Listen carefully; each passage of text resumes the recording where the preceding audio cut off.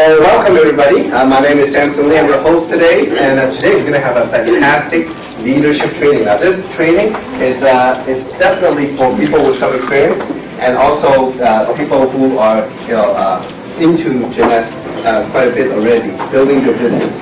So today we have a very, very special person doing the training for us, and there could be nobody better.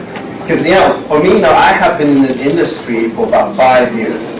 I've seen many trainers from all over the world in big conferences, and I will share with you this, really from, not only because she's my friend, but she is one of the really best trainers in the industry, bar none, okay? So without further ado, I'd like to bring up my good friend, mentor, and Jeunesse #1 leader, is Kim Hui. Thanks, Samson. All right. Good afternoon. Good afternoon. You guys look good. Well, we didn't expect a big turnout on a Sunday afternoon for leadership, and so today, I've been pondering and thinking about how can we take this team to the next level. Because as we take this business, now so far in about a year's time, we have already taken this business. We have set footprints now to over 50 countries. Not too bad, right? In 1 year's time. And so I think it's about time for us leaders to step up, to really catapult your business to the next level, and not only that, to really set a story, a success story for yourself. And so I see a lot of new faces here, and I hope that you're already in the business, and I also see a lot of familiar faces. And so it's a pleasure for me to do the training here today. And today it's not your basic training. Today it's about leadership, stepping up your role, to be taking your business to the next level that you want it to go to. And so it is of utmost importance that you look at this business and do this business with the right light, with the right mindset. Because 90% of our business is all based on your mindset and your attitude. Because if you're 1 degree off one day, compounded over time, we're completely off course. And so having said that, let me begin by asking this question. How many of you, and I want you really, I need your imagination. I really need you to work with me on this one. How many of you come into Jeunesse to just make an extra living, an extra few thousand a month? Show of hands.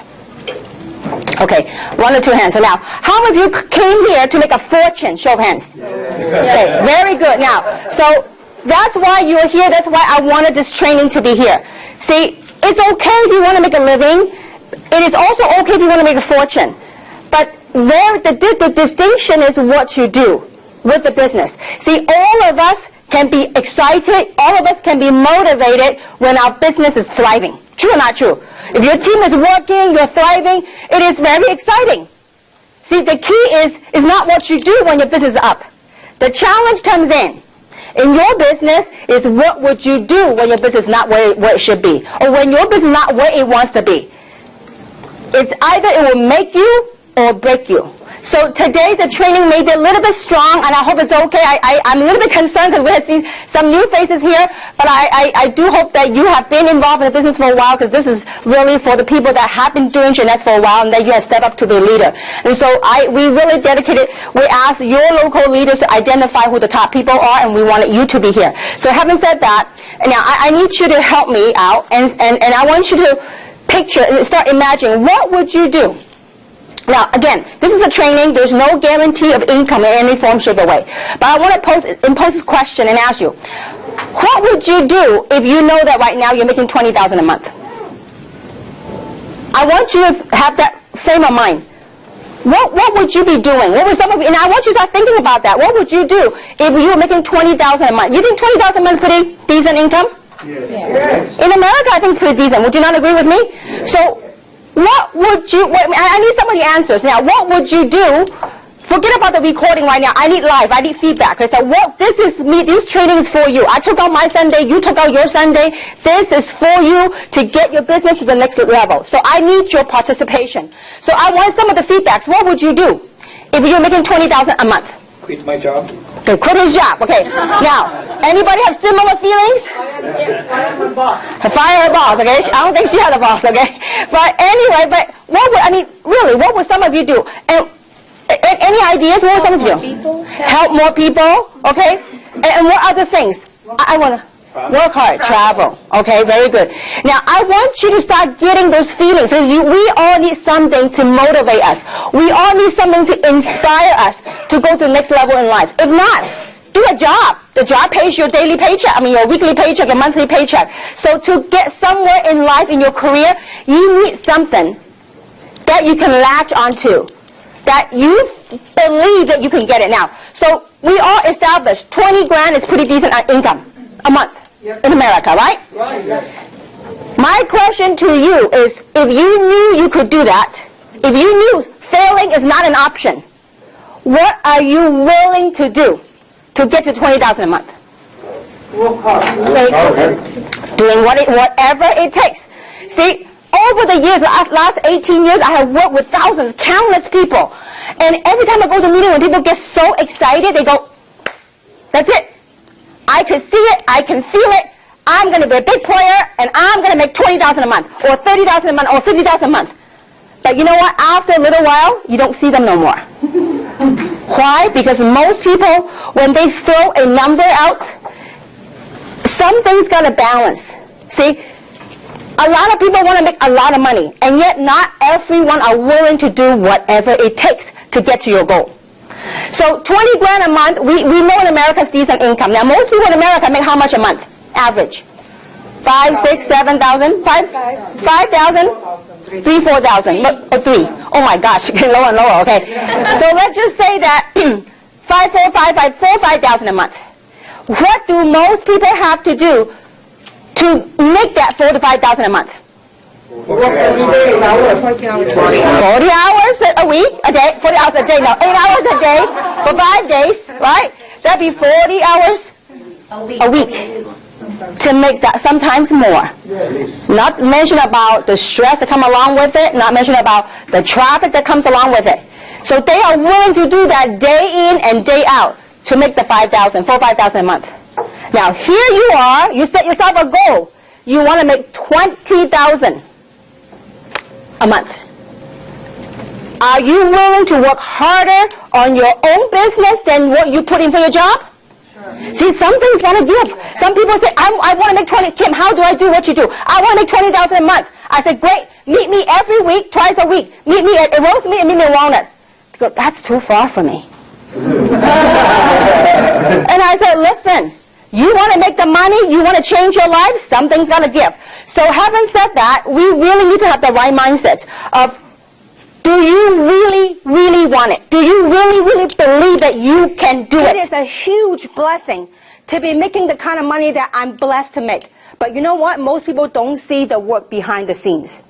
See, what it takes to be a leader, this is a leadership training. So I need you to really step it up. If you really, really want to make the kind of money to step it up. Most people see the money, the glory that we get to get. But most people, and at the same time, they don't see the pain, the tears that came behind the scene. You know, so many times, approximately once a month, I'm traveling on the plane. I spend a lot of time in the lounges at the airport. At 4 o'clock in the morning, in transit, going from country to country. One day, it's 4 o'clock in Hong Kong, in transit from one terminal to another. And I was standing right in front of the fast train. The fast train, there's a mirror. There's a reflection, not a mirror. There's a reflection on the train. You know what I saw? A reflection of myself. Having my carry-on. I said, you know what? It's 4 o'clock in the morning, when most mothers, most wives are at home with the children, with the kid, with the family. And here I was, hopping from country to country. See, there's a price to be paid. Success, you know what? We all heard it. The price for success must be paid in full and upfront. Now, do we get challenges? Absolutely, every single day. But it's what you do with it. It's all mental. It's all mindset. You know, I give you a perfect story, and I don't think I've shared with anyone. I was recently on a 14-day trip, 5 countries, 14-day trip.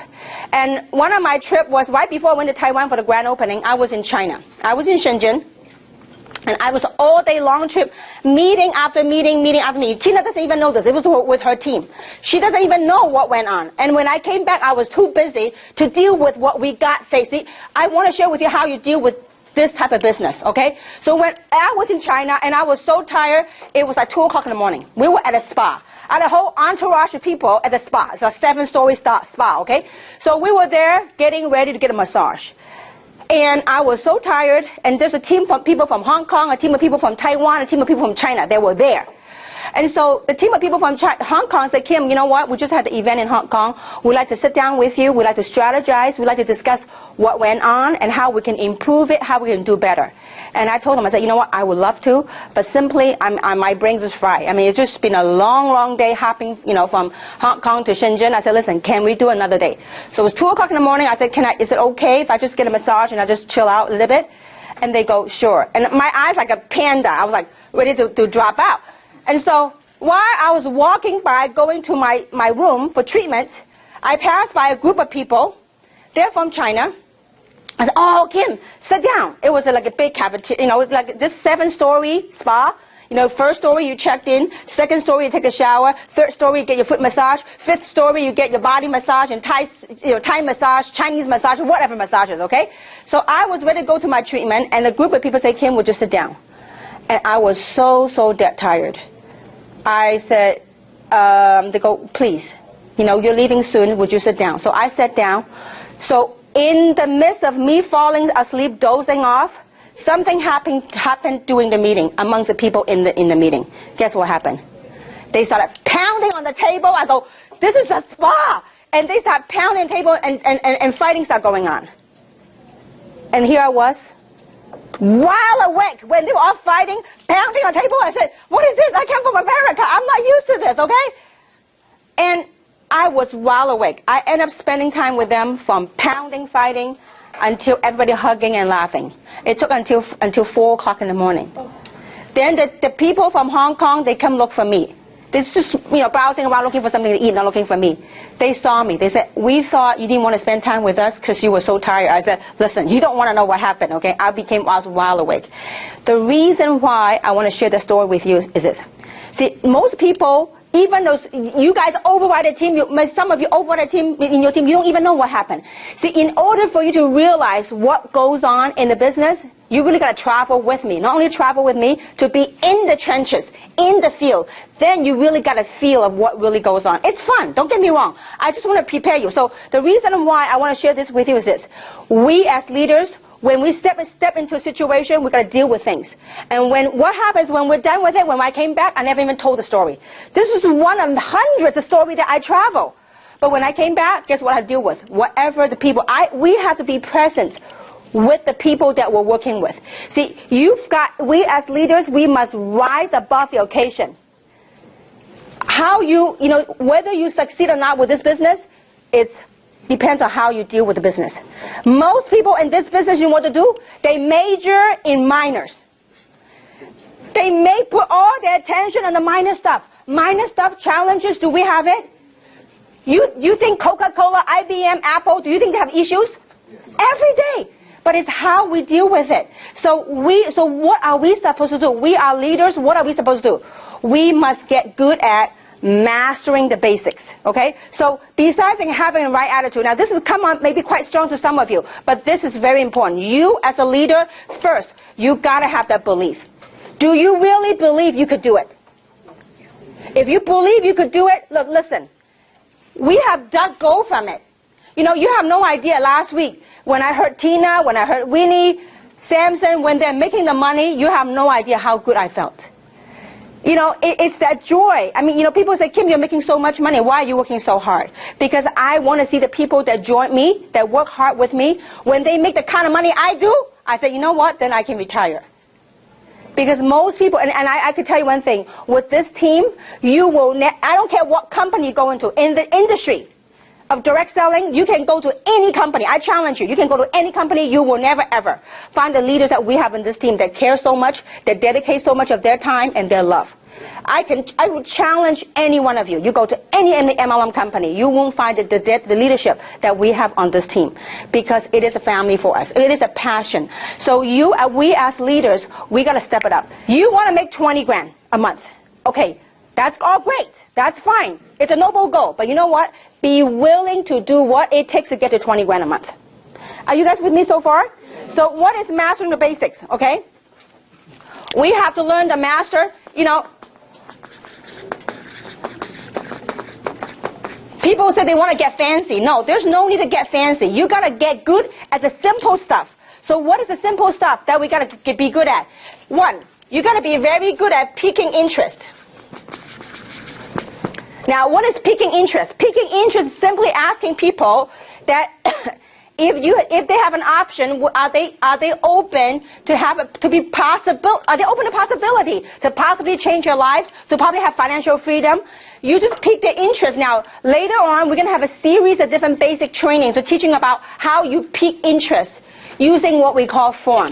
Okay, piquing interest is nothing more than you try to identify your prospect's needs. And what you do is you provide a solution. How are you going to find out what their needs are? Let's say Luz. If you know Luz, you got to get to know her. Yeah, these are your prospects. You know their background. Let's say Luz is a realtor. Let's say Luz is a great realtor. Realtor might make good money at a certain time period. But guess what most realtors have to do? They go from deal to deal. You make a sale, you make some commission. Guess what? In order for her to make money again, she had to go on, knock on doors again, move on a deal. Car salesman, same thing, right? You make a sale, you sell a car, next month, your quota, you start from zero all over again. So you have to identify what their needs are, what their wants are, through what we call form. Okay, that's a whole different training, okay? So form meaning F stands for family. How's your family? You need to find out what their needs are, what their wants are. So talk about their family. How are your family? How are the kids? So through your asking the questions, you are able to identify what their wants and what the needs and what the desires are, okay? Now, F stands for family. O stands for occupation. How's your job? R stands for recreation. Your vacation, have you done anything fun lately? What have you traveled to recently? The reason you want to say all this, ask all this stuff, is that through that form, you're able to find out what is it that they may be lacking, maybe they're looking to improve on. M stands for money. How's your financial situation? And I tell you, there's not a better time to recruit people than now. The economy, so many people are being downsized. So many people are being laid off. And this is a great timing for you to build your business and really offer a solution to other people. Okay? So pique interest, simply ask them, are you open? Might you be open to possibility? That is it. It's not asking, will you join me in jeunesse? No, you're not asking to join you anything. You're piquing their interest to see if they're piquing, meaning to see if there's an interest for them to even go a step further. Okay? So pique interest and learn to use it through form. Okay? Second thing you got to get good at is inviting them to our events. Once you pique the interest and they are open, instead of you sit there and blah, blah, blah, all about Luminous and all about Reserve, your job is to invite them to one of our local events. We're lucky. We have events going on right here. For people, now, what is an event? This is very important. What is an event? An event could be a local meeting. Okay? An event also could be what? A one-on-one session with your upline. A one-on-one. Okay? Or a small PBR at your house. If you have a home presentation, PBR stands for Private Business Reception. Okay? Or it could be a webinar. For people that are far away from us, it could be a webinar. Okay? Now, also it could be a conference call. And pretty soon, we are going to have a DVD, an opportunity DVD. Okay? OPP, Opportunity Presentation DVD. That if they're interested, all you do is you pop them a DVD, say, watch this, and zip the lip. Because too often, too many times, people they ask you, oh, what is it? Then you start, blah, blah, blah, blah, blah, blah, until they are so bored, they go, okay, forget it. Because it's too hard of a sell for me. Okay? So you need to invite them to and plug them into the event. Now, why is it so important to plug your people into the event? How many of you would like to retire? Just work the business 2 to 3 years and really retire. How many of you want that? See, if you want to retire, we got to leverage on the system. And the key thing to our business is what? The one thing, if we forget anything today at all, is called duplication. How do you duplicate yourself? Because see, some of you in this room, you are super kings and queens on one-on-ones. Anybody you sit down with, you close them. To me, signing them is simple. Getting them to sign up and go to work it's a whole different issue. See, you want to sign them up and you want to give them a vehicle to go and duplicate you so that they don't always rely on you. See, a lot of people in this business, when you make yourself the issue, we can't succeed. Because you know why? We can never retire. Because it's always about you. If you stop doing one-on-one, guess what happens to your business? It dies. It stops. So you need to, how you duplicate is you need to, if you forget anything at all, you got to get good at plugging your people to the events. You must be able to learn. You have to learn to promote the events. So how you promote, invite people to events, and you as a leader, you need to learn to promote events. You have to learn to sell events because, see, through the events, you know what they will learn? They will begin to gain confidence. They will begin to have belief. Every single one of you guys groups, I know what happened. See, the team that always plug into the meetings, I know they're growing.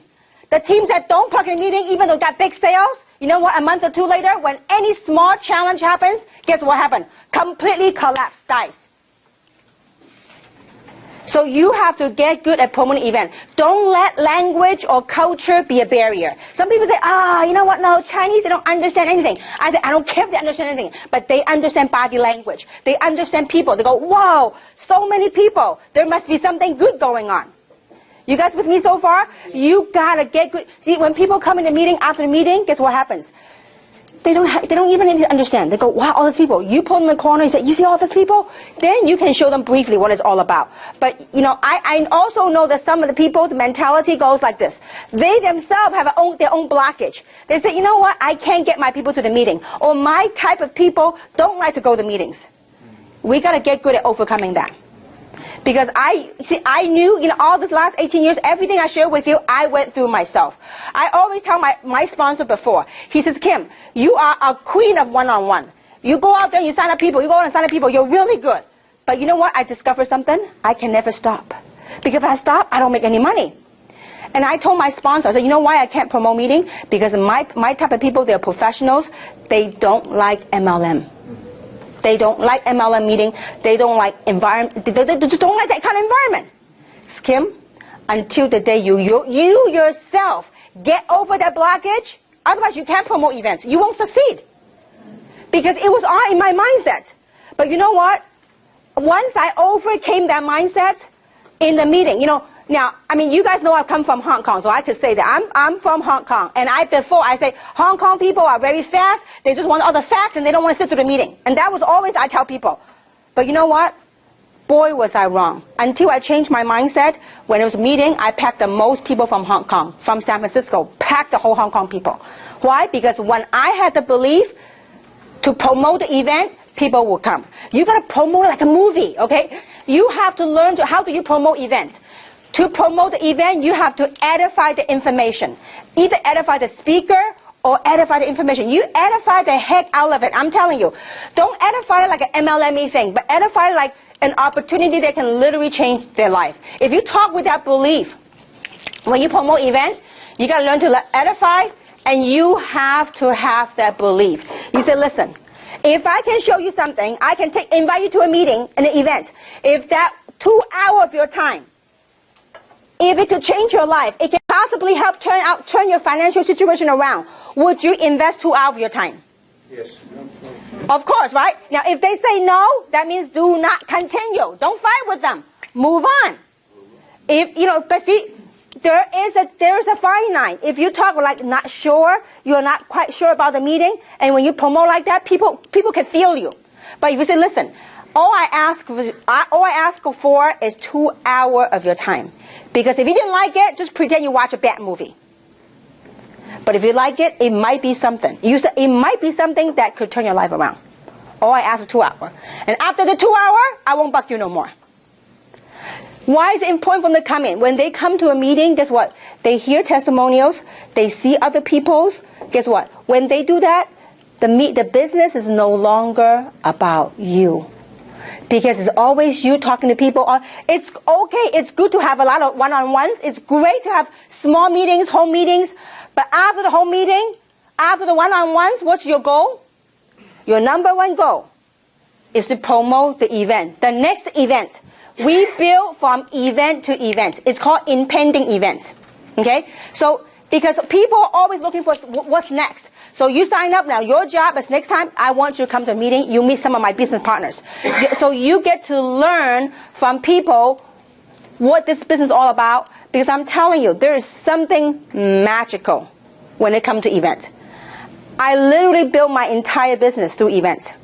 Now, speaking of events, we have a major event coming up. If you really want to test this program to see if it works for you, in my 18 years, it's proven to work each and every time. This is proven. The system is proven. Don't try to do it your own way until you succeed. If you want to try to test it, this coming event, the company has a super event at St. Gabriel Hilton.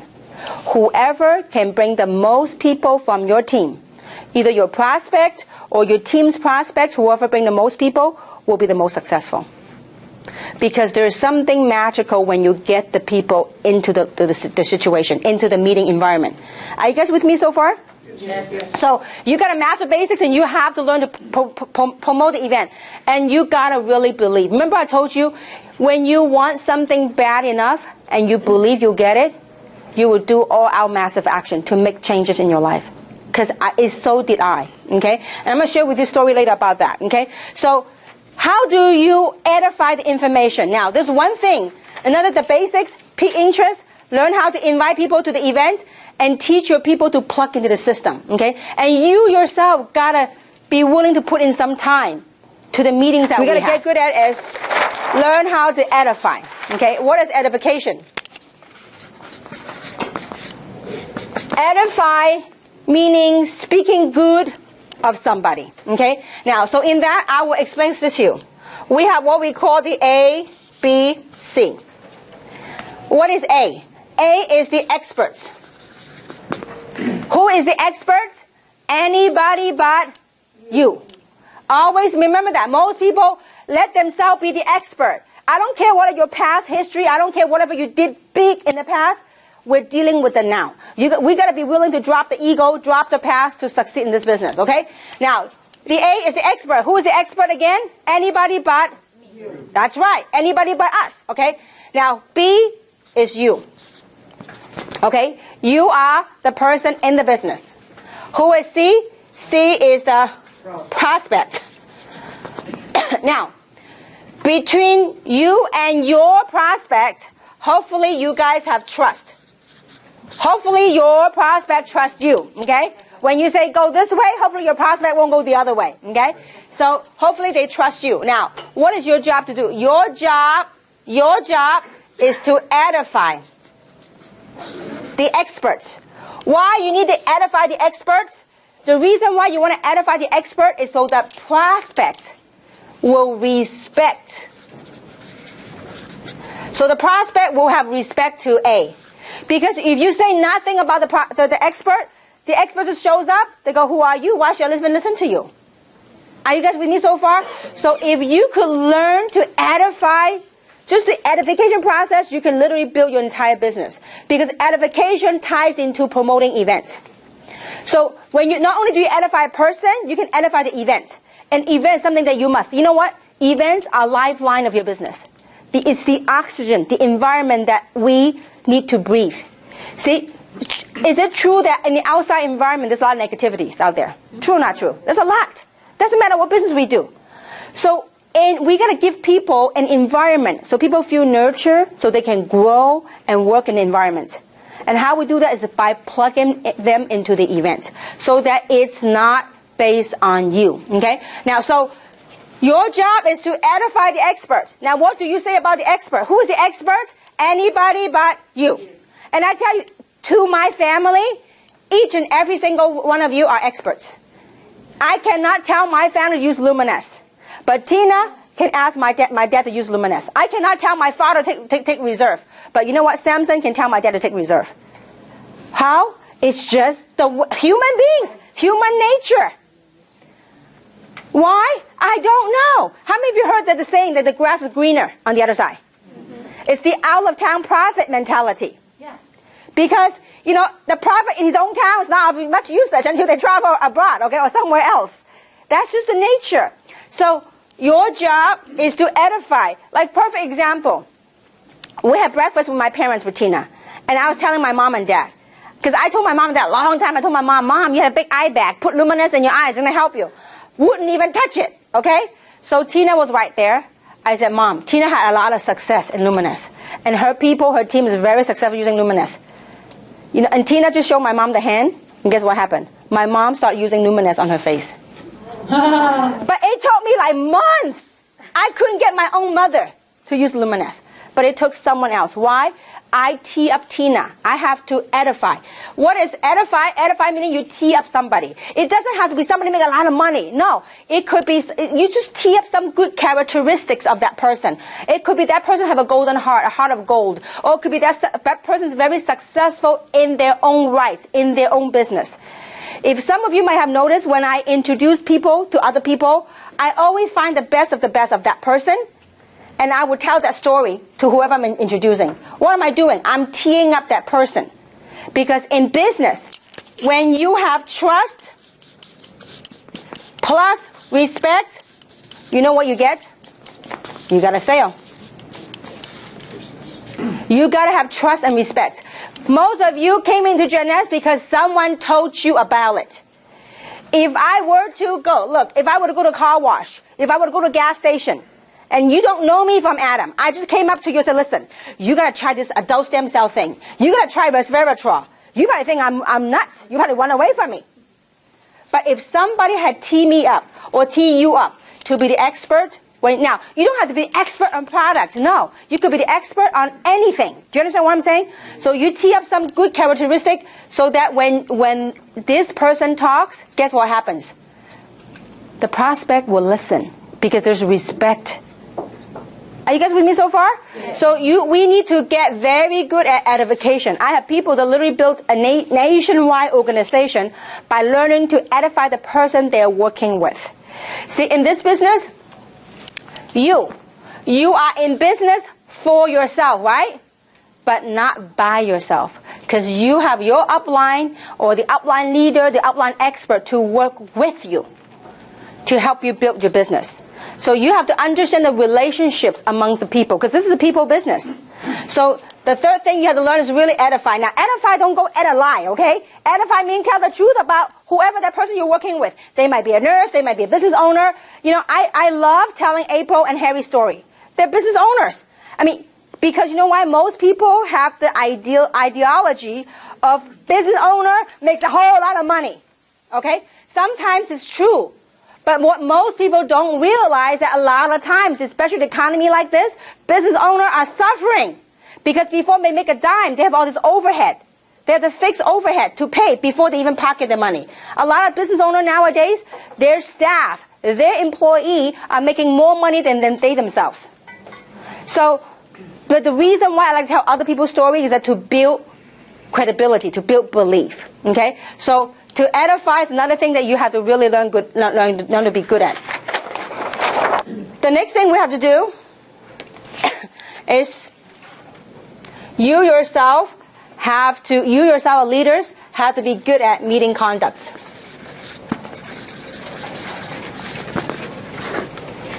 Meeting conducts, what are they? We all know that in a meeting environment, that's where we do business, right? So having said that, it's very important for us as leaders to arrive on time, not late, to arrive on time if not early, okay? Meeting conduct is to arrive on time and to help out. I mean, look, this meeting is for you guys. I mean, I tell you, from day one, when my sponsor told me, whoever holds a marker, whoever helps set up the room, are the one that make the most money. I was the first one to volunteer. I said, show me. Just teach me how. So this meeting, whenever I go to a meeting, the first thing I do, you guys are leaders. I mean, that's why when I say leadership meeting, please don't bring any new people. Because when you have new people, I can't cover some of the stuff, okay?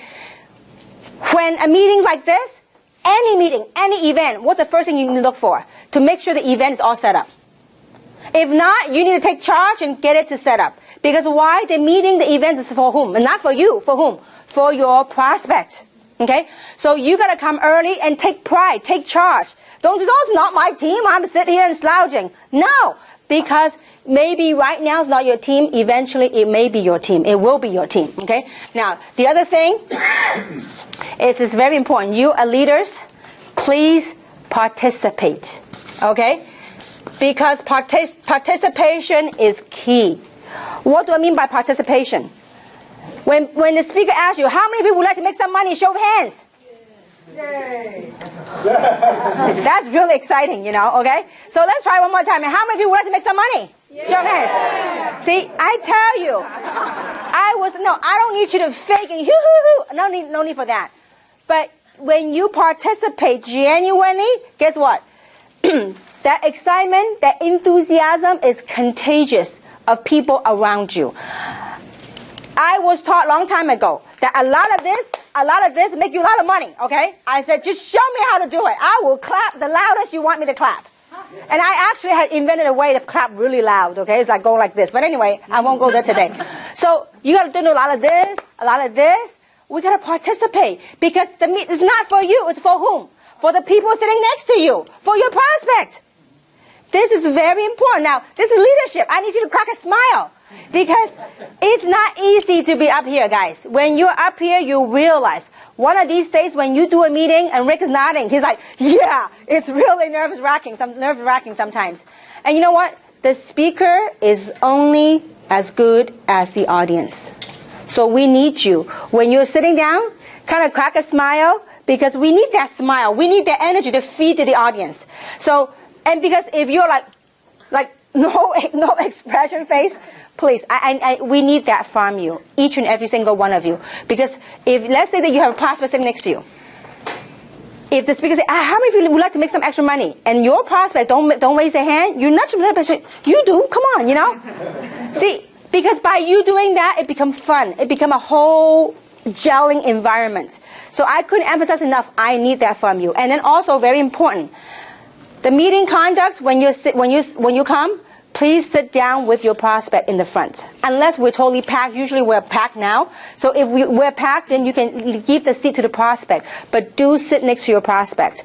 I see a lot of people over the years, you know what they do? They sit their prospect in the front. They go, you sit here, okay? I'm going to hang back there with the big players. No, you sit there with them. You know why? When you sit there with your prospect, you know what your prospect likes and what he or she doesn't like. When your prospect doing a lot of this, you know what they're doing? They're buying. Okay? So you need to be with them so you can be participating. It be contagious with your prospect. So it's very important you sit with them. Now, if you are sitting in the front, it's very important that don't save seats. Because when you save seats, guess what happened? The meeting starts, your prospect don't show up, we have a couple of empty seats, and then you know what happened? During the meeting, the person you're sitting in the front, you keep looking back to see if your prospect had came. First, if your prospect actually walked up, it'll be interruptive to people around them. Second, if you're sitting in the front, you keep looking back, guess what the people behind you will do? They all look back. And it could be that very same word that the speaker would say. It could be that key phrase, that concept, that thoughts, that idea the speaker spoke about. Then when everybody turned, it could be that very same thing that helped you close the deal. So it's very important that you sit in the front with the prospect. And when you're sitting in the front, if you're expecting people, please, please, please, when the meeting starts, don't keep looking back. If you keep looking back, the whole crowd will go with you. Okay? So these are the very little things, but it makes a world of difference. And you gotta get good at really participating. Okay? And so these are some of the stuff. And the other thing is get good at how to close. After you took the time, you invite your prospect to an event, into any meeting, and then they come. At the end of the meeting, you know what I see some people do? They get up, they go, oh, go, let's go to my house. We go, or let's go eat. We go. And then you take everybody, you start leaving the room. After the meeting, if you get up, guess what the people next to you do? They will get up. After the meeting, what you do is you grab a chair, you form a little circle, and you face them. And please have your application ready. You can download it from the website. You guys, we're independent business owners. That means you got to learn to be independent, but at the same time, plug into the system. So many times, after the meeting, I need an application. Do you have an application? Please, have your own. Can we do that? This is your tool. This is your business. How many have seen people do that? Maybe you yourself are guilty. Okay? So please, we need to have application. Download, make some copy. Because unless you have online internet, and I suggest when you start making some money, really get a Wi-Fi computer that has a internet card. And then you can start enrolling people online. But it's much faster. You have an application. So how to close? After the meeting, don't have a habit of taking them home. What you do is form a circle, face them. Luz, wasn't it great? Which package did you like best? That's right. Now, I do not say, what do you think? If I say, hey, Luz, what do you think?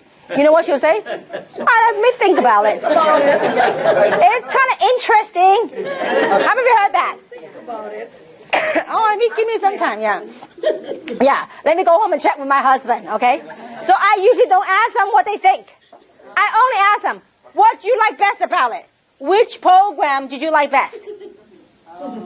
Okay? Now, if she said, well, I think, I'm not too sure about which one. And I said, well, I can tell you what, from a professional opinion, what you could do is you can, if you really look at this as a business, the minimum thing you should do is to start with a jumbo program. So you can get some product and you can, share with family. And they go, oh, that sounds interesting. I said, okay, great. Let me show you how to get started. Then I get my application and I said, now, when they send out the check, what name you want to be put under? Why? Because you want to paint an idea. What name would you like the check to go to? They go, me, mine, okay? Very few say go to my husband or my spouse, okay? So you go, okay, Mike, your name is great. Now, what address would you like your check to be sent to? The address, right? Okay, great. And then your date of birth. Now, the last part I will ask is social, because people are very sensitive about social. Now, so trust me, don't worry about proceeding. Some people say, oh, what if they say no? I said, listen, if they say no, they will let you know anyways. If you get to them and say, okay, great, let's say you proceed with the information. Okay, what is your social? So the company, at the end of the year, if you make more than $600, they'll 1099 you. Okay, they put it right there. And don't worry, afterwards, I can shred it or I can let you take it home. Okay, the application. So great. Now, I need your autograph right here. I don't say I need you to sign. Because usually when you say sign, that means read. They can read a whole bunch of stuff, okay? So I would say I need your autograph right there. And then when it comes to payment, I will usually say, now, would you like to put that on your MasterCard or your Visa? I don't say, how would you want to pay for it? No. You do the assumptive close. Are you guys with me so far? Yeah. Would you like to put on your MasterCard or your Visa? Now, a lot of times people say, oh, okay, I'll put it on my Visa, MasterCard. Now, when people say, well, I'm not ready. If by then they're not ready, it is okay. They will tell you anyway. If they're not ready, say, great. Can I help you answer some of your objections? What are some of the things that prevent you from getting ready? What are some of the things that's keeping you back? Then when you ask a closing question, what do? Zip. See, a lot of times when people ask, for example, which program do you like Luz? And then when the prospect's quiet, guess what they start doing? They start yakking. Oh, you know what? You really should go with the basic or the jumbo, blah, blah, blah, blah, blah, blah. When you, remember, after you ask a closing question, whoever speaks the first loses. When you ask a closing question, which package you like more? Now, if a silent game going on, it's okay. Let them think. And I have to go, I wait. A lot of people cannot tolerate silence. I wait and I smile. If they have questions, they'll ask me anyways. So many times, people are so afraid to close. Why ask the prospect? Like let's say, for example, and this is me. I'm telling you, 18 years ago, this was me. My sponsor was a tall Chinese guy. And I had 6 people right there. And after the meeting, he was right there handing all my prospect and application. And I go, it's okay. I said, I'll take care of them. I'll take them home and I'll take care of them. And he gonna give me, if look can kill, he will kill me. Okay? And he started asking questions. He won't let them go. He started asking questions, filling the app. And I felt so uncomfortable with it. I said, listen. I said, they're not ready. Let them go home. Let them think about it. And so they will let me know. Guess what happened to 6 of them? They thought about it. Never came back. Okay? Because you know why? Human nature. A lot of times, because there's a lot of opposition to MLM. And a lot of misunderstanding about MLM. And the very minute they leave here, when they deal with the real world outside, guess what happened? Their friends and relatives and out of the kindness of their heart, they thought they knew MLM. They thought they knew the industry. They thought they had experience. There's many experts out there. So when they're like, oh, lucky you didn't sign up that day. If you sign up, man, you'll be one of those people that got sucked into the game. They go, oh, thank goodness. Then from then on, whenever you try to call them back, they never pick up the phone no more. Because why? Other people got to them. Those are called dream stealers that steal them away. Okay? So I tell you what, some of you might be uncomfortable doing closing. Trust me, if they are not ready, they would have told you, I'm not ready. If they're not ready, great. What are some of the things that I can do to help answer your objections? Or what are some of the things, the questions that you have? If I can answer. Now, some people will start throwing questions at you, one after another. And when it gets to a point, you know, there are people that will ask you questions just to ask you questions. So if they start asking you one question, and then second question, by the third question, I say, listen, if I can answer all of your questions tonight to your satisfaction, will you get started with me? If they say no, I'm not ready, I say, you know what, come back when you're ready to make a decision, then I will sit down until whatever it takes, I'll answer all of your questions. Because there's no sense to sit there all day, all night, answering all the questions, because you already prefaced it to them. You said, listen, if I can answer all of your questions to your satisfaction, will you be able to make a decision and get started with me? Sure. And if they say sure, then you take whatever time it takes to answer their question. If they say, no, not really, then I will say to them like this. I say, listen, you know what, that's okay. Whenever you're ready to make a decision, once all your questions are answered, when you're at that stage in your life, then you come to me. See, why? If people respect you more when you respect your own time. Because you sit there and you all that, no use. You know, I remember when I started working with Samson and started working with Robert, you know what those two guys would do? They would travel all over Los Angeles area. They would do training after training after training. And I said, where's the body? I said, where are all these people? Oh, they haven't joined yet. I said, why? You doing free volunteer work? I said, why? You train people before they even get started. You don't get paid for doing that. So, you know, this just when you start respecting your own time, your own business, then other people will respect it, okay? So it's very important to go for a close. Now, why is it important to go for a close? I'll give the story to you. Once upon a time, there's a very rich Texan. I mean, he lives in Texas, multi-gazillionaire, okay? And he's a little bit bored with life, and he wanted to do some experiments. So he has a big, huge Olympic-sized pool. And he decided to throw a big, huge party. But the night before the party, he decided to throw a lot of alligator and water moccasin in the pool, okay? A bunch of them. So the next day, when the party begins, when the guests start arriving, a lot of people start arriving, so he gathered everybody at the pool, around the pool. And he would say, listen, whoever is daring enough to jump into the pool and able to swim across the pool and come up alive, I will grant him or her anything he or she want in life. Before he even stopped talking that, he heard a loud splash. There was a guy in the pool. And the guy was like on an Olympic record, you know, because why? Because water moccasin and alligators chasing on his tail. So he was swimming across the pool in record time.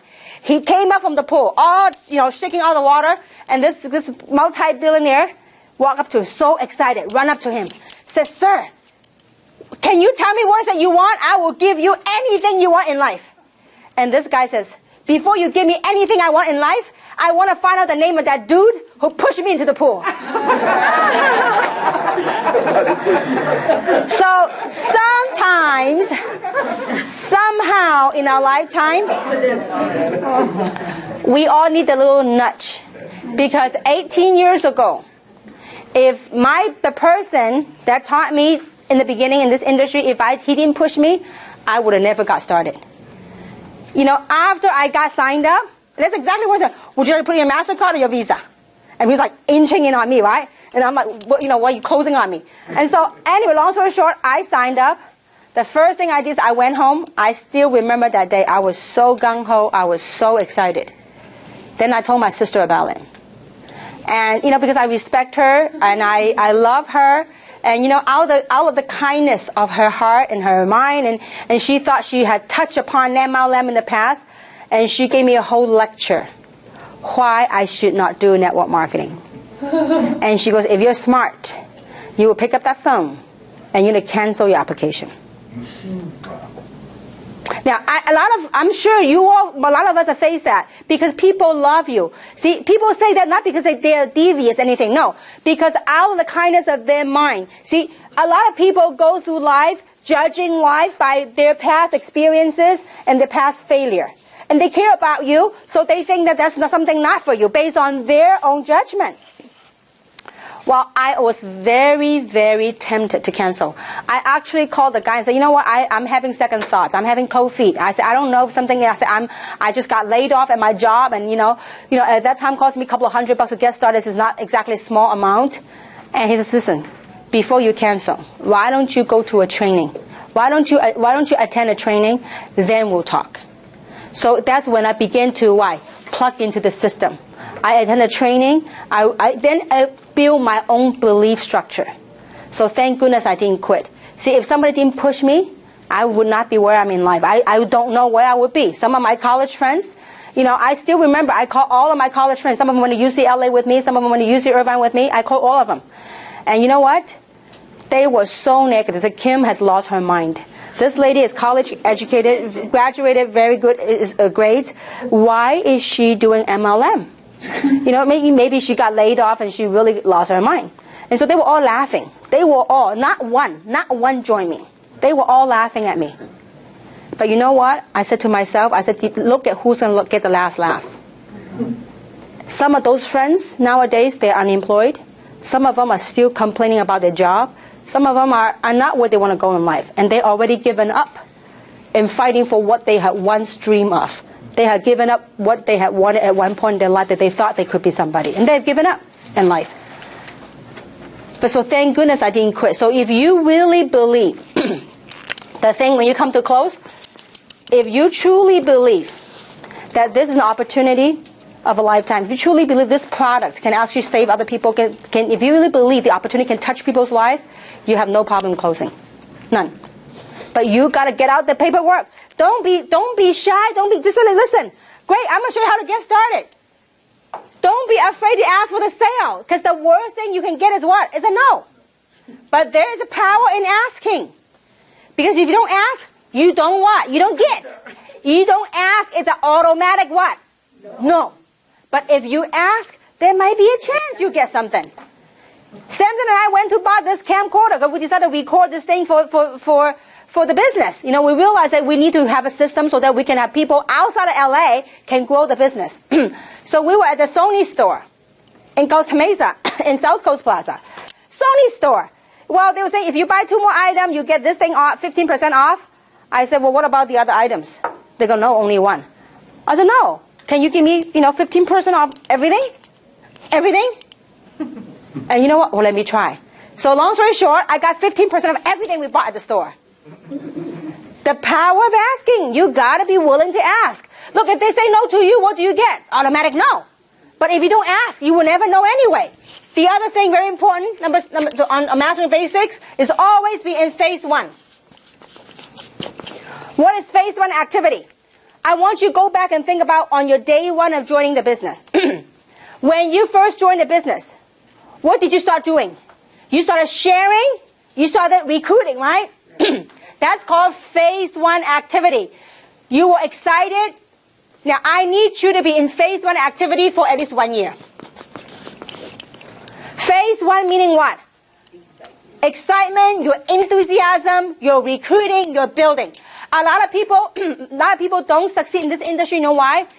They go from first 2 months, then phase 1. First month in phase 1. Second month, they go into management mode. You know what management mode? They started managing their downlines. That's not your job. They're all independent business owners. They do not report to you.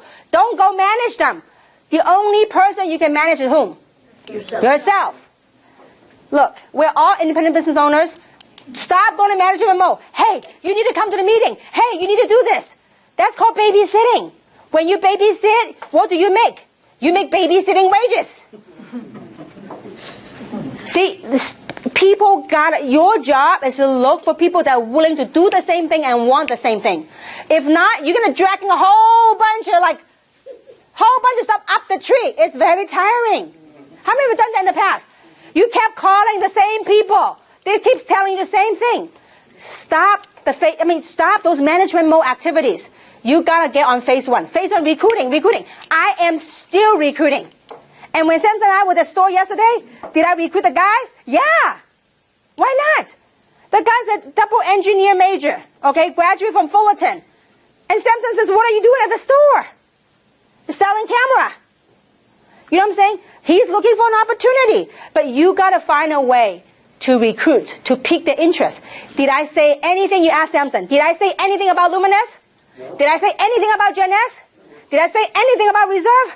Nada. I said, listen, you are such a nice guy, give me all this discount, okay? We have something for you.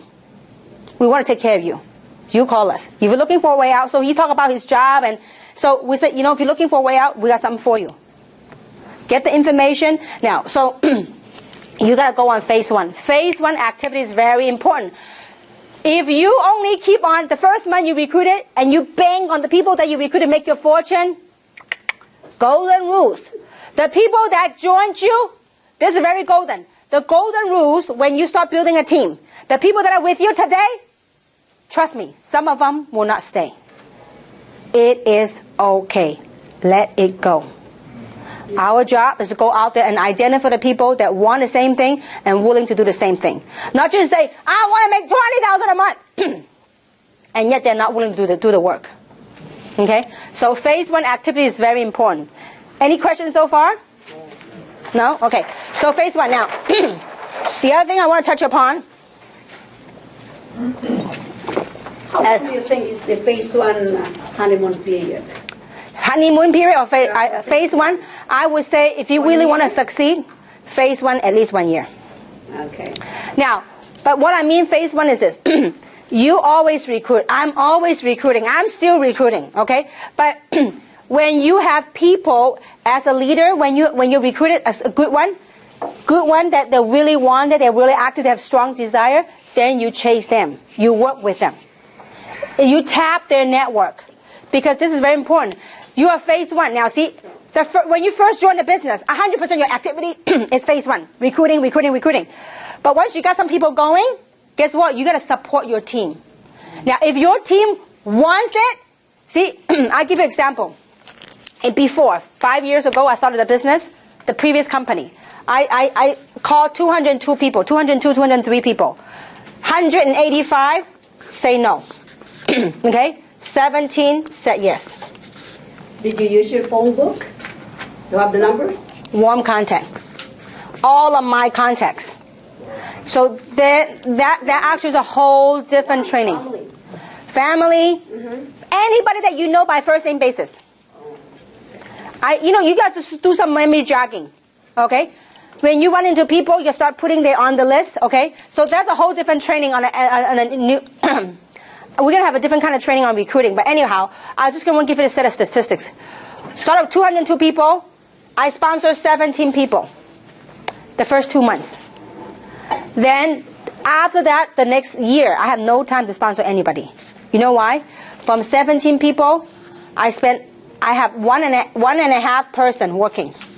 One was Robert. The half was Tina. I call her half because this person that brought her there wasn't really working in the beginning. So she was the other half that's working. And through these 17 people, they all live in California. Guess how many countries went into? 200 plus countries. From the 17 people leveraging effort, guess how good the big went over? 200,000 distributors. When you have people that are working, they kept me so busy.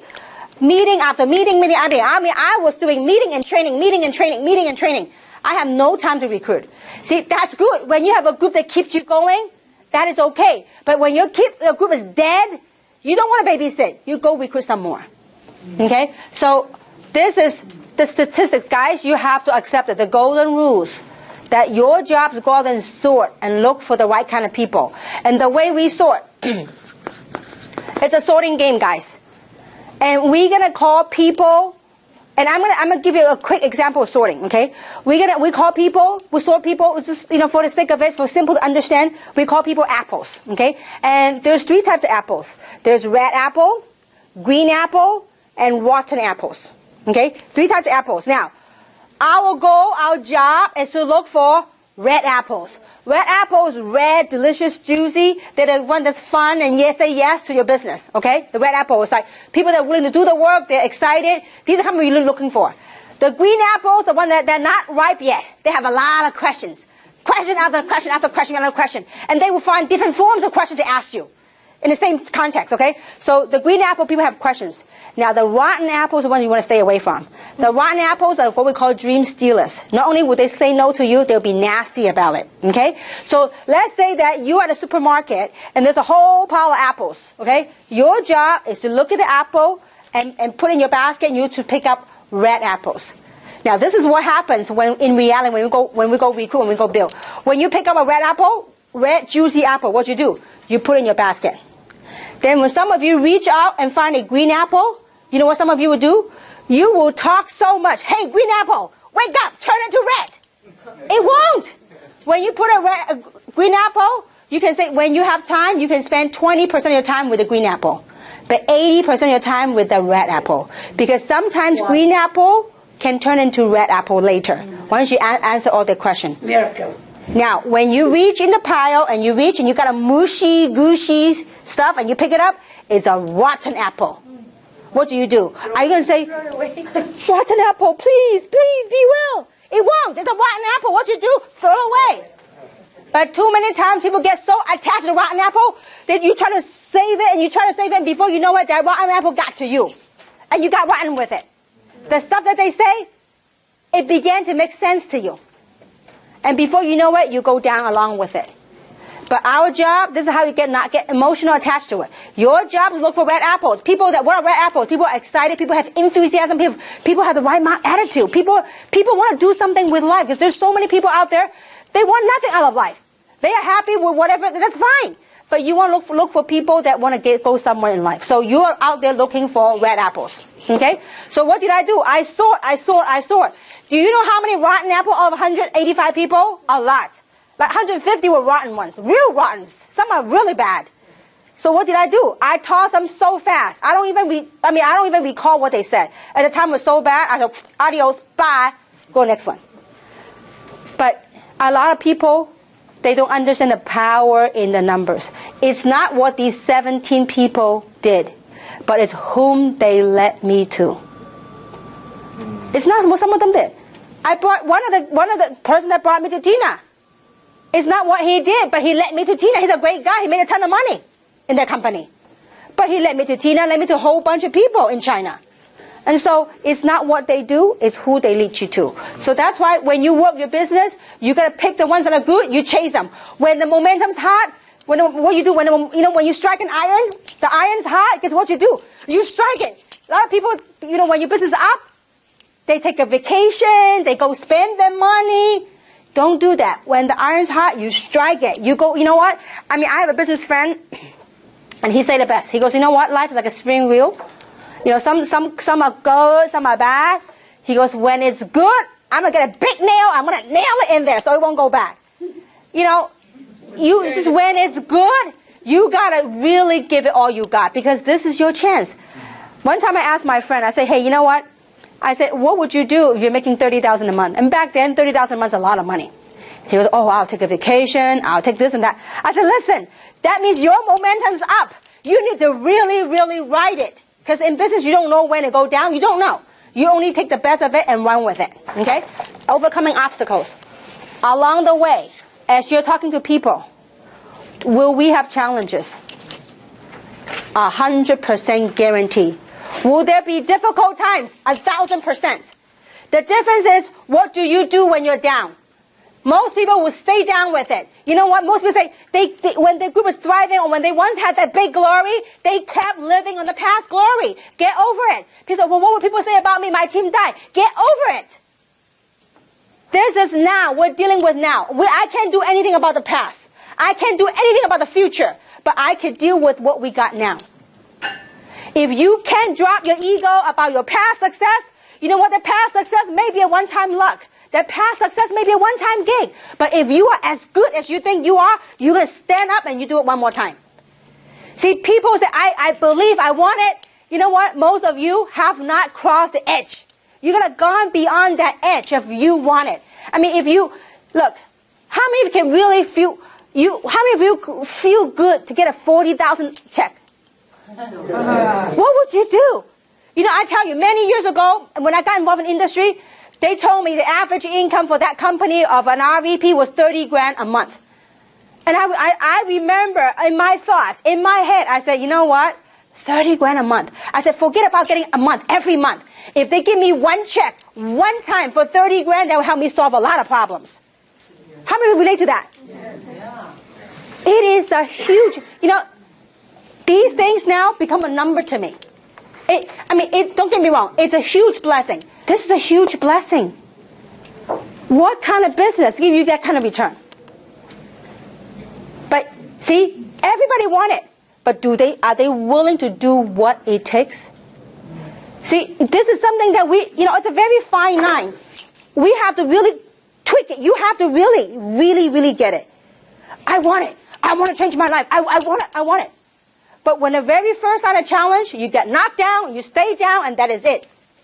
Then what happened to your dream that you once wanted? What happened to that thought that you once had it? Listen, money, people, things, material, people can take away from you. But you know, one thing they can't take away from you is right between your two ears. If you're strong, you know what you want out of life, don't let anyone talk you out of it. Don't let nothing. You just got to get to that point of no return. When you get to that point, you have crossed a boundary, you have crossed a line, you said, this is it, this is what I want. And I want to say this, and I don't want to come off the wrong way. I have a very, very, very loving family. I have 3 sisters. And all 3 of them were opposing me to the max. The word opposing is an understatement. They opposed me of doing MLM for many, many, many, many years. To a point where they will call me every day to tell me to quit. Every day. If my older sister were here, and one of these days at the event she would tell you, you know what, my sister, that poor kid, I only wish she would quit. Because she would call me every day to tell me to quit from Hong Kong. Every day. At 3 o'clock in the morning, I know it was her. And until it gets to a point now, she's a wonderful, loving person. But she did that based on, she thought she was caring for me. She thought she wanted the best for me. Because her experience with MLM wasn't that good. But she thought she had experience when all she did was had maybe like one meeting of a water filtration company. She didn't even join. Okay, so it was maybe that one incident. So she based her whole perception about MLM and every day trying to talk me out of the game. It wasn't until the day I told her, listen, if you do not have anything good to say about my business, about my dream, about my goals, my journey that I chose, please don't call me anymore. You can call me about anything else, but don't say anything about what I do. See, I had drawn the line. Until you draw the line, then you become successful. You have to get good at it. See, many people in their mouth, they say, I believe in Jeunesse. I believe the product. I believe in Jeunesse. I believe I can make money. And yet they're not making the money. You know why? What you say, what you think, and what you do are 2 different things. When you say you want it, you want to be successful, you want to retire your job, you want to retire your husband, you want to walk away from a job, if you really want it bad enough, you know what? You're going to put massive action behind what you say. Then things will happen. You got to get over your own fear. Because you know what? What stops most people is our own fear. We worry about this. We worry about what people say. We worry about that. There's too many things to worry about.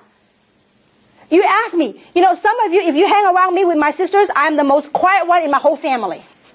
Some of them, out of their kindness, they think they're very fashionable. They will laugh at me what I wear. This don't match, the color don't match. Do I give a dime? No. I said, this is me. I think it looks great on me. And I move on. But some people go, oh, maybe they're right. Maybe I need to change this. I change it. You got to be you.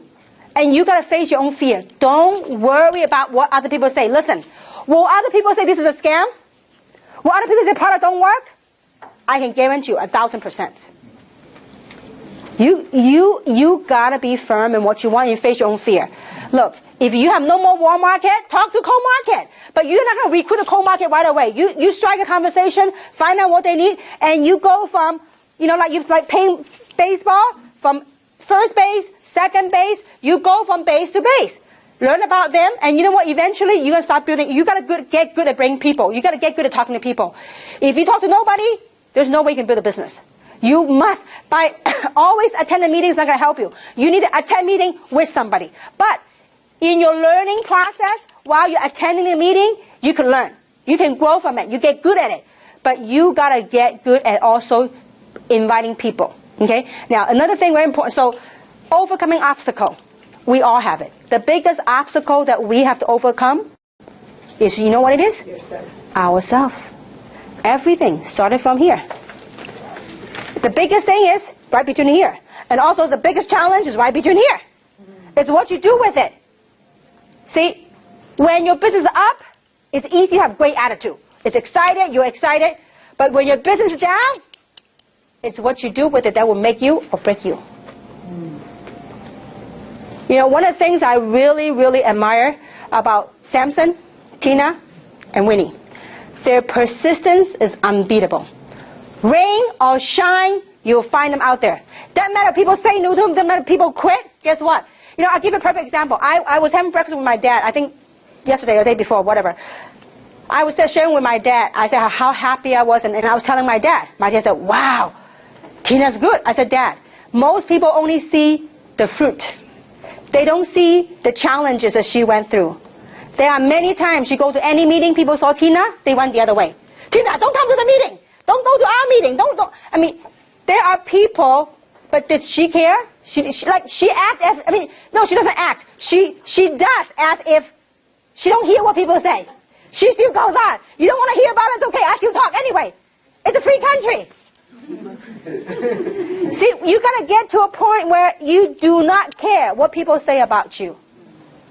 You got to get, you got to get, some people are afraid to ask for discounts. Some people are afraid to ask for this because what? Oh, I'm thin-skinned. That has nothing to do with your skin. Thick or thin, the same thing. See, it's our internal, see, a lot of people, we tend to internalize what people are saying to us. I mean, it's a perfect example. We had a family gathering yesterday. If going back in my younger days, I probably would have internalized a lot of things. There's some of my siblings say about this and say about that. I could have chose to and internalize what they say about whatever. But I don't. I have become wiser. I cross a line. See, most people, when anybody, your prospect, say anything about you, we tend to take that stuff and we put it in our brain and we made it bigger than life. And our action act towards it as if it's bigger than life. And I hope it's not too complicated for you guys to understand. Is this coming across so far? So obstacles, we all have them now. There are indeed some challenges. If there's some issues, we will sit down, we'll deal with the issue, we'll find solution. But if other stuff, I suggest you get over it. And you got to be, one thing, got to be very good on, one of the basics is be persistent. Okay? You have to be persistent. And be coachable. I remember Winnie had a leading on in the business a couple of months ago. When the business dipped, I told Winnie, I said, Winnie, you know what you need to do? Go brand new. Go get some new blood. And you know now, obviously, some people will say, well, where am I going to get my new blood? I've been doing this for a year. I exhaust my warm market. You know what Winnie said? Okay. And you know what she did? She went and found a whole bunch of new blood. It's what you put in here, guys. See, most of us walk around every day, so you got to be coachable. And in the success, I can see all the successful people, they're extremely coachable. Some of you are thinking, how in the world am I going to find new people? There is magic when you believe in something. And I'll give you several examples. One of my hobbies on Sundays is to walk. I love to, I used to live in North San Gabriel, which is very close to San Marino. And some of you know San Marino is very, leafy, very well-established community, and I love San Marino. And so I would get myself on Sunday, a lot of people going dating and all that stuff. I was single, so I didn't want to do on Sundays. I would leave the house at 1 o'clock in the afternoon. I would get lost until 5, 6 o'clock. And I'll be walking around with walk back then. We don't have any iPod or anything like that. We had the Walkman back then, okay? So I'll be with my Walkman jogging around all over San Marino. And I know all the houses. And I still remember my mom and dad would say to me, you know what, why don't you just stop dreaming? Why don't you put your feet firmly grounded on the floor and be real? Why you have to be like, look, we have a decent house in San Gabriel, but why are you so crazy? You don't even make enough money to support yourself. Why don't you wake up? But I refuse. I said, Mom, I see those people pulling out from the driveways. I said, they don't look any smarter than me. They don't look any better than me. So I said, I am going to get there one of these days. And she just thought I was nuts. But I kept believing. You know what? And I told myself, those were down times. And when I was down, you know what I did? I kept telling myself, I don't know how, but I know I'm going to be a multimillionaire. I don't know how.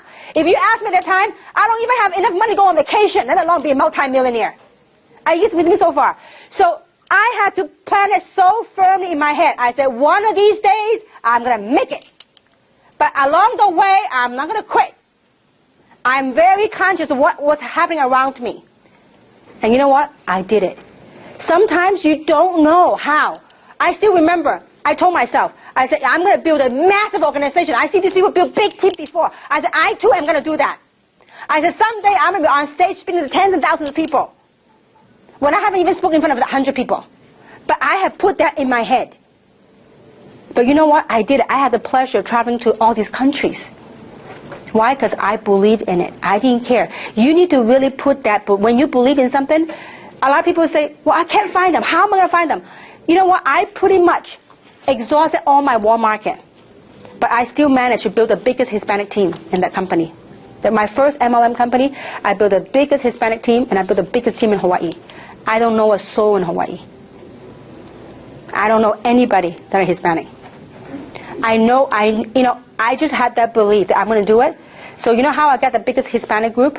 From a courtesy driver at Russ Neck, Pasadena. He was a shy courtesy driver. He led me to one of the pastors at his church. From the pastor, led me to one of this guy. Then we chased a big, huge group. And so when you have that belief, something magical happens that will lead you there. Like Winnie, Robert, and I, in the previous company, went to Korea. And some of you heard the story, and I will tell the story again.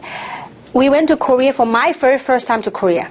And I went there for a bit, and Robert and Winnie were with me to travel into Asia. And so one of the stops was Korea. And so I told myself, man, I went there to recruit a big fish. At least that's what I was told. So I thought to myself, man, it's a pretty expensive trip. Not in terms of money, but time-wise. Away from my family to go all the way for one big fish. So I told them, I said, you know what? I am going to, no matter what, I'm going to find another big fish. They said, do you speak Korean? No. Do you know anybody in Korea? No. But I said, I'm going to find a big fish, another big one. I said, I just know, because it's too costly for me to go. I said, I'm going to find another big fish. I just want to go for one. So I put that in my head. Logically, people will ask, how? What do you think? How are you going to do that? People will challenge you. But I just kept it to myself. I said, I will, somehow, somewhat, some way. I just put that thought out there. And you know what? I did find a huge fish, bigger than the one that I went to Korea for. You know how I found that person? It was a person sitting next to me on the airplane. And she spoke English and Korean. She's going back home for a visit. So the point to you is, how would I have known I would meet her on the plane? I didn't know. I had set that goal in my mind that I'm going to do it. So you guys need to really, if you wanted something, you set it in your head. Don't look at, a lot of people are afraid to set goals. A lot of people are afraid to make decisions. They all just look at what they have right now. Oh, how am I going to do that? I'm broke. How am I going to, all these reasons. Don't. Set a goal and be willing to do it and shoot for it. If you have momentum in one team, You're going to be like, if you are a leader, you're going to be like a hawk to chase that team and explode that team. Don't just sit and wait for people to do it for you. You are a leader, you need to step up as a leader. If you are a leader, don't be a follower. You step up and say, listen, what can I do for you? Some of you are very lucky that you sponsor a good leader. But you know what? Be a good sponsor. Be a nurturing sponsor. Don't just expect someone always to do it for you. See, when your team member, they see that your love, your care, your sacrifices, guess what? That love reciprocates. So is this coming across to you guys? Is it helping you guys so far? Yes. Okay, very good. So overcoming obstacles. And the other thing is you have to be very good at, this is very, very key, guys, to succeed. You need to be super consistent. Some of you get so pumped up every time after training. You get so pumped up, you're excited for about 2-3 days. Then you disappear for a while. You do a little bit work, and then, because of challenges, guess what? You disappear for a while. Then another training 2 months later, you come back and pump up again. Don't. You need to be consistent. If just like a well. A well, right? Where's the water? The water's in the bottom, okay? Here's a pump. If you're going to pump water, in the beginning, you might not see any water coming out. Pumping a lot of air coming out, okay? No water yet. But don't worry, the water's slowly being sucked up. You pump and you pump. Guess what? Somebody say, there's no water. And you let go of the lever. Guess what happens to the water that's sucking up? Pump it down. If you keep doing that, no water, you leave. No water, you leave. Can't get nowhere. Can't succeed. You got to be consistent. You got to, you know what? I only wish there's a magic capsule that people take it and they be consistent. I only wish. There is, if anybody that would exemplify the epitome of consistency, it's human nature. But there's with one person that's the epitome of consistency. You know who that is? At least so far in this team, that is Samson. Samson is Mr. Consistency. People, no people, doesn't matter. One person, 3 people, 5 people, there he is. Always there for his team. Rain or shine. I call him Mr. Patience. I said, wow, you have so much patience. He will work and work and work and talk and talk. I only sometimes wish to say, you know what, Samson, you got to use your time wisely. But consistency pays off. His love, his caring, and what a perfect example. Mr. Lino, right here. Okay? He is extremely persistent with Lino. But Lino got to step it up. You got to be consistent. And if you don't quit, you'll be big. Now I see Lino cycle a few times a day now, at least, right? Because you know why? He kept digging, he kept digging, he kept digging his team. He finally hit it. Question is, are you willing to dig? Are you willing, give yourself this program, give yourself a good 1 year. Give yourself a good 1 year to chase it, but do it the proper way. Do it the right way. Okay? So you need to have consistent effort and be persistent. You got to be persistent at what? At your dreams. Don't get all excited, hyped up. The next thing you know, dip down. You need to stay at even kill. When people say no to you, you know what you need to be excited about? People say, well, all my team is dead. What should I be excited about? You know what I said? You should be excited about you found a vehicle for you to turn your life around. You're excited about your opportunity. When people say no to you, your dreams got to be bigger and better than your team. Most people put their dream, their dream, their team, same or below what their team say about them. You got to rise above that. You have to rise above that. So, can you all stick with the game and be consistent to your game? See, only you can say the answer. I don't know. Yes. Can you guys do that? Yes. Will you do that? Yes. See, will you be loyal and be faithful to your own dream and your own vision? Because you need that. You need your vision, you need your dream to keep you going. Because just like anything in life, there's that roller coaster, the ups and downs. But you have to you must have the courage to face those fears. You have those courage. When you're down the valley, don't park there. Get out of there as soon as possible. and take massive action. If your group don't move, they don't plug in, drop them. Don't let them drag you down. You go find some new ones. There are a bunch of new ones. A bunch of them. Question is, are you willing to go through the numbers to find them? But you got to be willing to open your mouth and talk to people and talk to people and talk to people. Okay? So,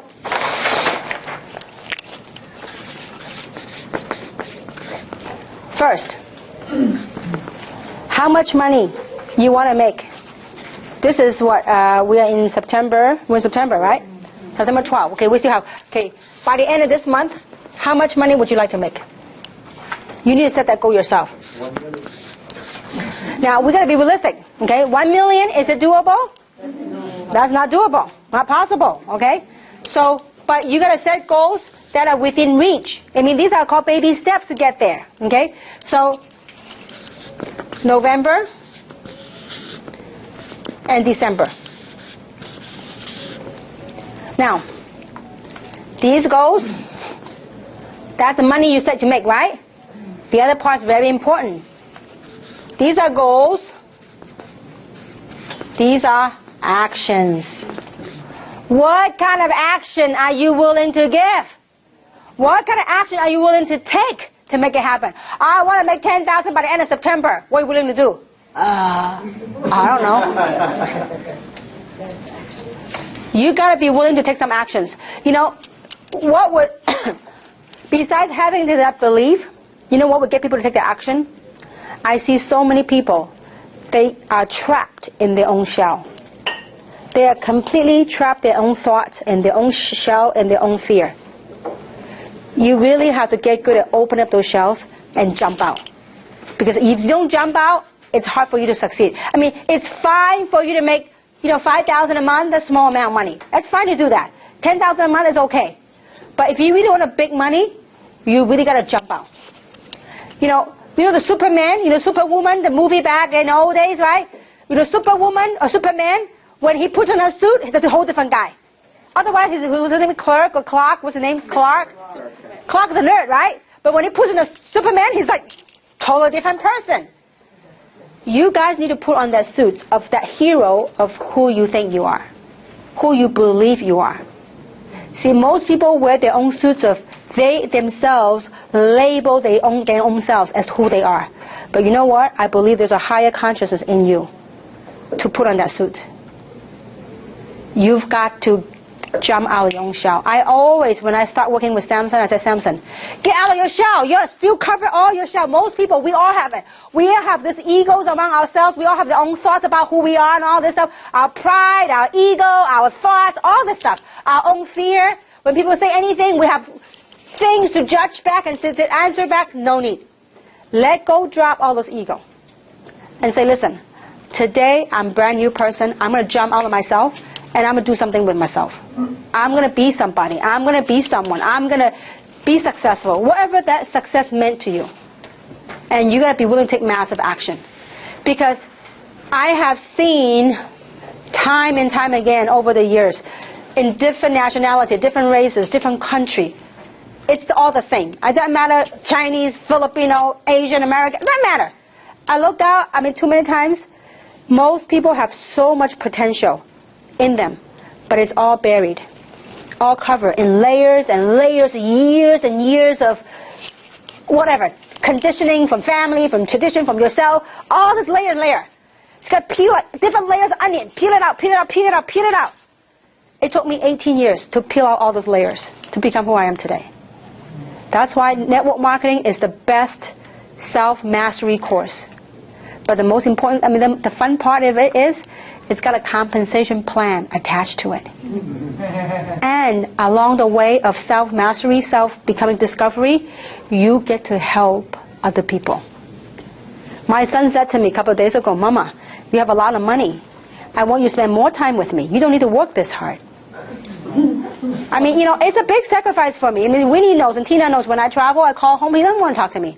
He says, if you love me, you'll be home with me now. And so it is hard on me. But yes, it's true, I could choose to stay home, but I really feel like I have this sense of responsibility. This company It's the owner's baby, it's my baby, it's your baby. It's all of our baby. We want to make this thing work.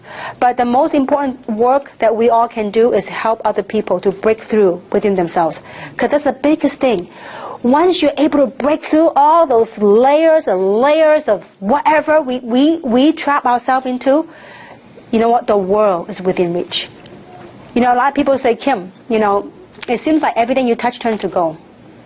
Once you begin to align and remove all those layers and layers of stuff that we all built up over the years, when you're aligned with the universe, you reach out, the world is yours. It doesn't mean that there's no obstacle. It doesn't mean there's no challenges. But it's what you do with the challenges. It's what you do, how you handle them, what you do with it. Like I said, it is so easy to be pumped, to be excited, to be enthusiasm. When your check is up, your group is up, and everything's up. But when your check is down, when your team is down, your spirit's low, is anybody say anything to you? Anything, any remotely negative stuff, it could be that straw that will break the camel's back. But the most important of all that we all can do, the message I want to get across today, all the training, all the techniques, all that stuff, nothing is going to do any good until you know what you want. And until you have the belief that you will get through it. And until you jump out of that shell. You have to jump out of your shell. If you want to take charge, you know what? If you got it no, behind Cece. Sorry. Yeah, Jenny, sorry. Jenny has a big team going in Canada. If I were her, a team is moving, that's her pay leg, you know what I would do? I would get my bag, pack my clothes, go there. Take steps, take charges. Get out of your Jenny, you know what? She was a great leader at one point. She was all over magazines. But because of whatever happened, I'm sorry to pick on you, Jenny, that's why I had a hard time picking your name because I want to pick on you. But you know what? A lot of people, because of certain things that happen, we bury ourselves with different layers of stuff. If I were her, that's giving her cycles every day. Many cycles every day. I'm going to get my suitcase, pack my clothes. Here I go, Canada. You know what? I'm going to pump it bigger. You need to step up to the leader that you once were. Because I know you have it. Same thing with Jane and Ellen. Their team alone in 1 month in the U.S. did close to $200,000 a month. Just in the U.S. Guess what? Because certain thing happened, because of challenges, the group didn't plug in, whatever reason, it collapsed. Now this act will either make them or break them. They're still here. See, it was easy for Jane and Alan to be pumped, to be excited. Because your adrenaline's running. When your team is all on the rise, you are the talk of town, it's good to be up. But the key is, what would you do when your team is down? Now, human being naturally will say, what would my peers say about me? Before, my whole team is my whole meeting is my team. Now, nobody's my team. What would my peers say about me? It doesn't matter. Because we are here with you. We will cheer you on like you never believe. If you have the courage to come here, to face it again, Jane, you'll build even bigger than before. Same thing with Robert. Robert was $1 million earner. He made $1 million in 2 years.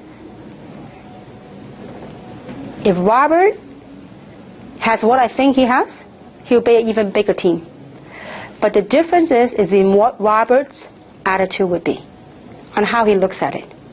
He can take a sour look, or he can take it in a positive light and change his life forever again.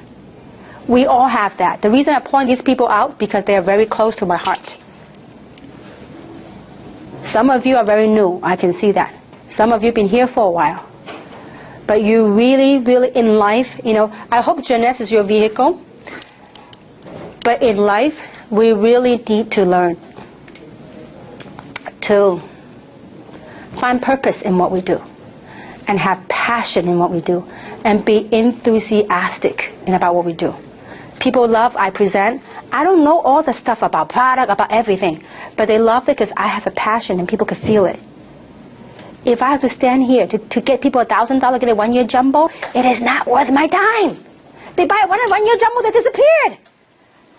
I think that's above and beyond. I mean, there is so much work that we could do with the humankind, above and beyond health. There's a lot of things that we can help people to really break out their shell. So the message today really is that we all need to jump out our shell. It may not be right now immediately, but we need to, when you're in a stage, in a mindset where you're down or you thought about whatever you thought, you just say, take a deep breath and say, listen, what do I want out of life? I'm going to break through. I am not going to label myself one way or the other. I'm not going to think anything, but I'm going to jump out on myself and I'm going to be somebody. I'm going to be successful. I'm going to pursue my dream with every passion you got. Can you do that? Yes. Will you pursue your dream with everything you got? Yes. Along the way, you might make some small sacrifices. But to me, I told my son, you know what? It's not all about money for mama, because I'm doing a lot of work that's far beyond money. And so I do hope that you get something here this afternoon, because it is the most important thing you could do with your life is right between your 2 ears. You're all healthy. I see everybody walking here today. But really, this is your chance. This is your vehicle to do something. And it doesn't matter what it is. Some of you in the beginning, maybe making a few hundred a month, a few thousand a month. Maybe some of you have an aspiration of making a lot of money, making millions. We have it right here. It all depends on what you think and what you do.